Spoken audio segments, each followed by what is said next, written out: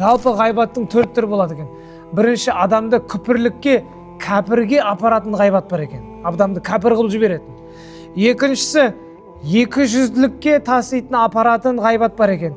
Үшіншісі, күнә болып есептелетін ғайбат бар екен. Төртіншісі, мубах дейді, сауап болатын ғайбаттар бар дейді.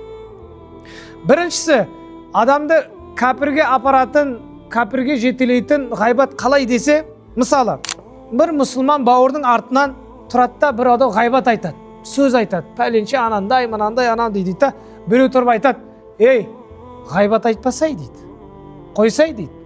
Сонда ана кісі тұрып айтады, бұл ғайбат емес, бұл шындық дейді. Сөйтіп айтатындар бар ма? Бұл ғайбат емес дейді, бұл шындық дейді. Қасарысып тұрып алады да. Алла тағала бұл ғайбат айту негізінде харам. Мен ғайбат айтып жатқан, мен шындықты айтып жатырмын деп. Яғни Алла тағала уәлә яғтаб бa'дукум бa'да, бір-біріне арттарына ғайбат айтпаңдар. Бұл нәрсе харам деп жатыр. Сен харамды халал қылған үшін діннен шығып кету қаупі бар да. Көрдіңіз ба? Діннен шығып кету қаупі бар, Құдай сақтасын. Яғни бұл адамды күпірлікке алып кетуі мүмкін. Мен шындықты айтып жатырмын, бұл ғайбат емес десе. Ғайбат қой, бұл ғайбат емес десе. Алланың ғайбат дегенін ғайбат емес десе, бұл күпірлікке алып кетуі мүмкін. Екіншісі, адамды екіжүзділікке апаратын ғайбат. Ол қалай болады? Бір адам ғайбат айтып жатыр орталықта. Осындай әңгіме айтып жатыр. Арамызда пәленше деген біреулер бар қазір шыққан. Ол да мынандай да анандай деп есімін атамайды да. Бірақ бәрі біліп отыр кімді айтып отырған. Бәрі біліп отыр. Анау өзін жоғары көрсету үшін не істейді? Сөйтіп бір әңгіме айтады. Атын атамайды, бірақ бәрі біліп отыр кім екенін. Дұрыс па? Сондайлар болады ғой енді. Арамызда тұрып жібереді. Біреулер бар болмаса деп атын атамай ғайбат ұра береді да ол. Ол да ғайбатқа жатады. Мен атын атаған жоқпын ғой деп құтыла алмайды екенбіз да ол. Бәрі біліп отыр сен кімді айтып отырғаның. Үшіншісі, күнә болған ғайбат. Бір адам біреудің атынан айтады. Пәленше деген анау Ербол, Нұрбол бір нәрсе анандай да мынандай деп тұрып айтады, бірақ күнә екенін біледі. Ғайбат күнә, оны айтуға біледі, бірақ анау іштен қызғаныш бар енді.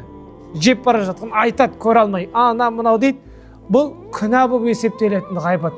Бұған тәубе міндетті түрде не болады? Керек болады дейді. Төртінші ғайбат бұл мубах ғайбат дейді. Бұл ашық түрде күнә жасайтын адам, ашық жасайды, ашық зина жасайды, ашық арақ ішеді. Күнәсін ашық жасайтын адам немесе адасқан бір адамның артынан айтылған ғайбат бұл мубах ғайбат. Тіпті ол сауапта болуы мүмкін дейді. Яғни сізден мысалы біреу келіп, мысалы саудагерлер келіп сізден сұрауы мүмкін.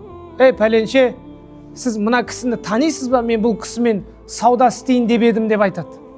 Сіз білесіз, анау алқаш, наркоман, құмарпаз, сондай бір адам екен білесіз та? Сіз айтуыңыз керек. Ол құмар ойнайды. Ол алқаш ол. Ол алдайды ол. Ол өтірік айтады. Онымен сауда жасама деп айтуыңыз, ескертуіңіз сізге сауап болады. Егер ескертпесеңіз, сіз күнәһар боласыз дейді. Керісінше, көрдіңіз бе? Немесе біреу келеді. Ей, пәленше, менің қызымды пәленшенің ұлы сұрап келіп жатыр. Мен не істейін, қалай берейін ба десе, ой, мен біреудің артына ғайбат айтпайын деп үндемесе қалсаңыз, оның баласы егер қуғынбай, зинақор біреу болса, ертең алғаннан кейін жаңағыдай күніге бір қызын қорлайтын біреу болса айту керек. Оның баласының жүрісі дұрыс емес, оның мынандай мінезі бар деп айтуымыз не керек екен? Бізге міндет болады екен, құрметті қажылар. Өйткені пайғамбар саллаллаху алейхи вассаламда мынандай хадис бар. Жаман адамның жамандығын адамдарға айтыңдар, адамдар сақтансын, олардан қорғансын дейді. Көрдіңіз ба? Ол нәрсе ғайбат болмайды екен. Жаман адамның, ей, мына адам жаман адам. Мына адамның жамандығынан сақтанып жүріңдер, абайлап жүріңдер, зиян келіп қалмасын деп айту, бұл керісінше не болады? Біздерге сауап болып жазылады екен, құрметті қажекелер.